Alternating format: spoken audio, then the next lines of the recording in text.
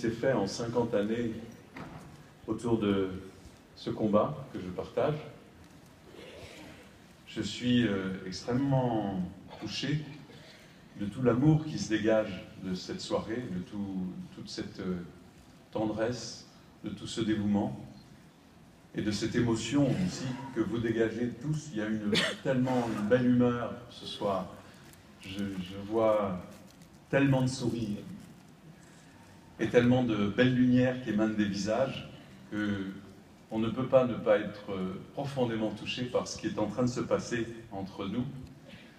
Et j'aurais tendance à vous dire mon bonheur de m'être engagé dans ce combat auprès de vous. Parce qu'effectivement, ça s'est passé de façon un petit peu comme pour Gérard, de façon étrange, de façon inhabituelle.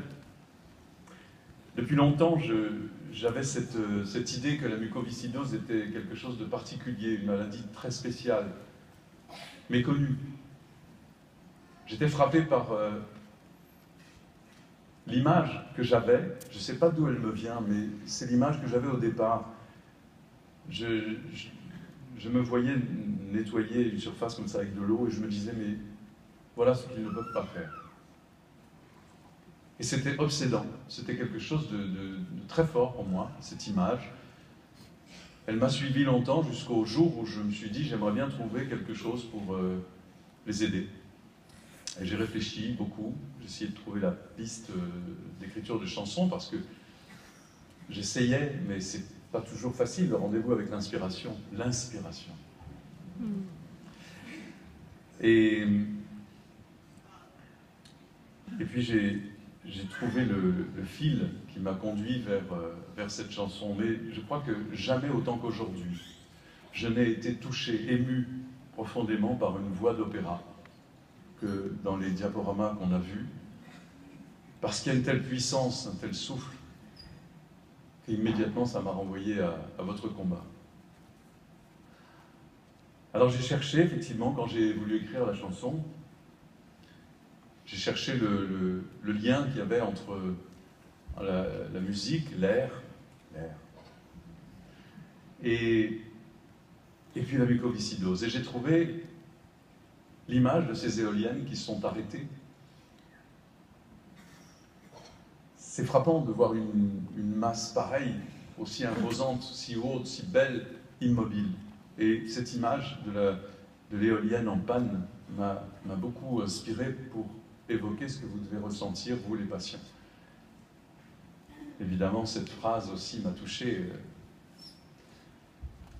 Vous respirez sans y penser, moi je ne pense qu'à respirer. Une très belle phrase. Alors, je me suis dit peut-être que je pouvais aussi effectivement mettre cette notoriété, qui est un cadeau du public, au service de ce coup de projecteur qu'on peut donner sur une cause.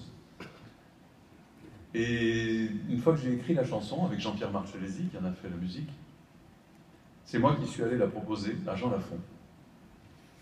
On s'est rencontrés, on s'est vraiment rencontrés, parce que je crois que c'était une très belle rencontre.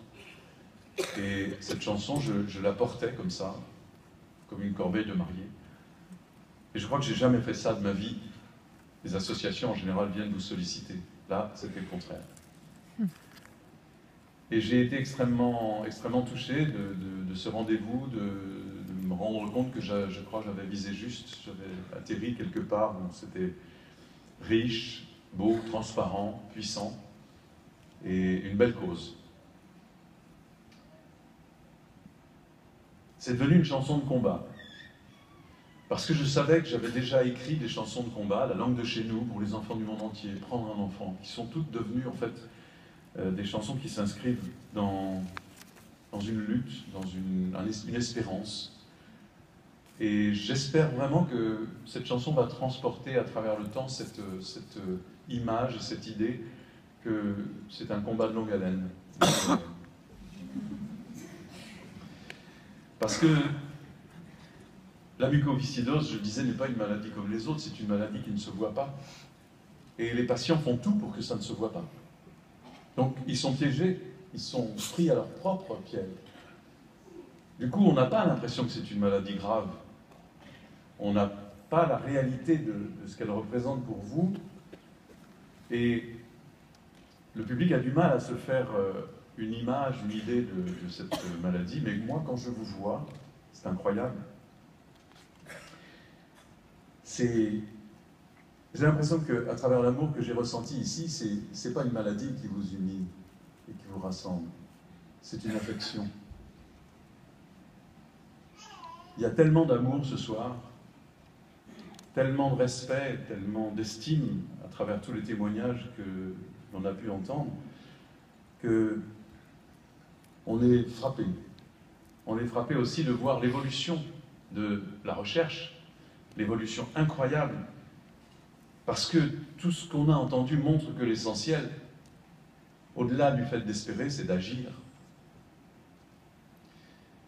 Et dans la recherche, dans les remèdes, on voit le contraire de l'impression qu'on a que ce n'est pas une maladie grave, que ce n'est pas une maladie